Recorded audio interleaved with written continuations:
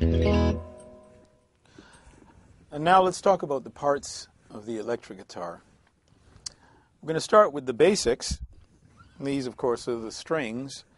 And the strings, we actually tune them with these, which are called tuners. In this case, I have locking tuners, which actually allow me to cut off the string completely and minimize the amount of tuning irregularities. I just think they're a little more accurate.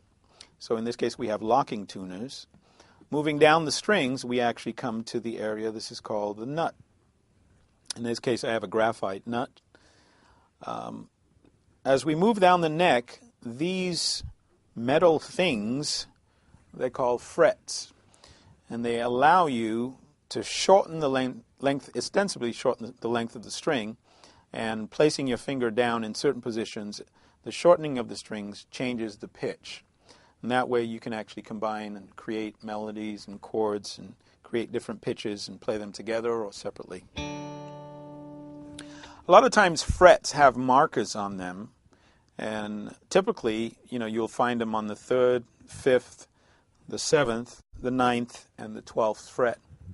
As you can see, this guitar goes way up to something like 22 frets, whereas most acoustic guitars will stop around 12, and then it becomes a little more physically difficult to get higher.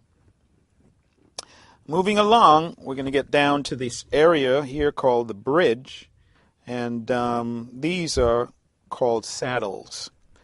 Now, these are sometimes adjusted to fine-tune the instrument. This is something you should probably get done when you first buy the instrument. It's a process called intonation, which just basically fine-tunes the tuning on your instrument.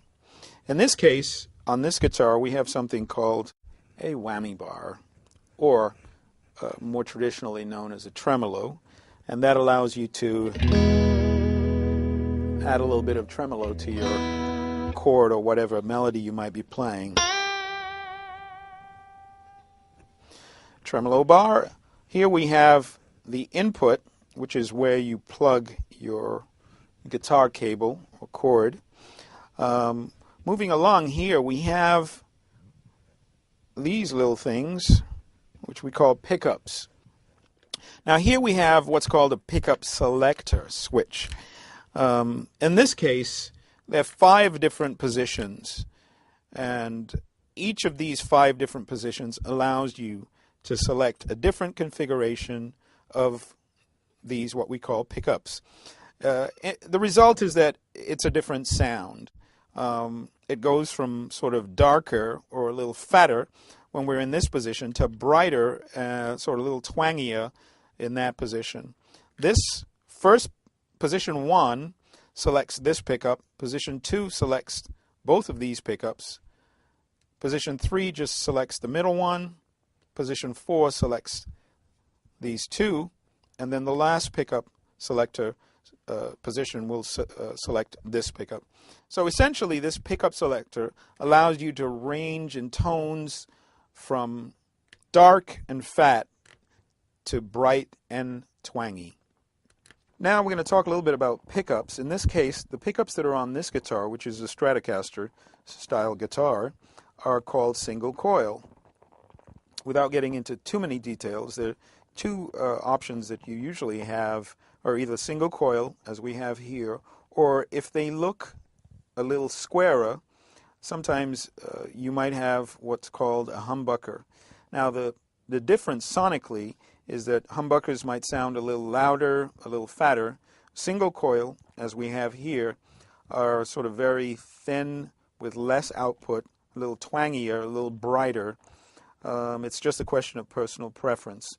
Both are really great sounding pickups. In addition, we have tone controls, and again, you might find different configurations of tone controls and volume controls based on the instrument that you have. In this case, I have 2 volume controls and 1 tone control. Usually there's a volume and 2 tone controls. In my case, I've had some custom work done.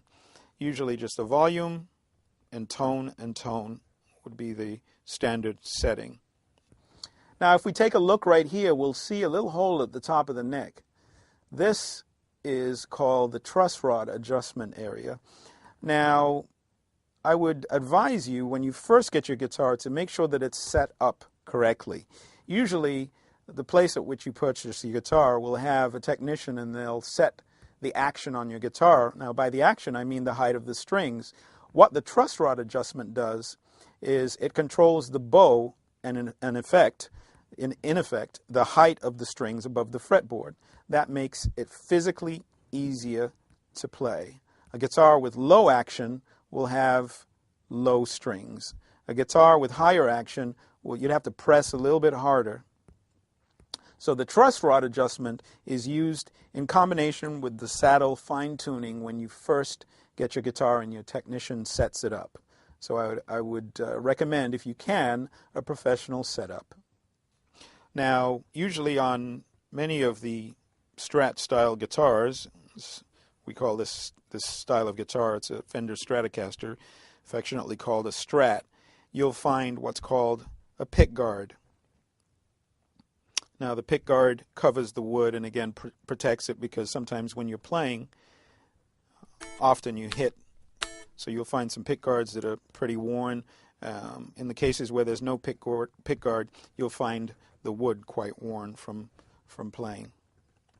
And that's it for the parts of the guitar.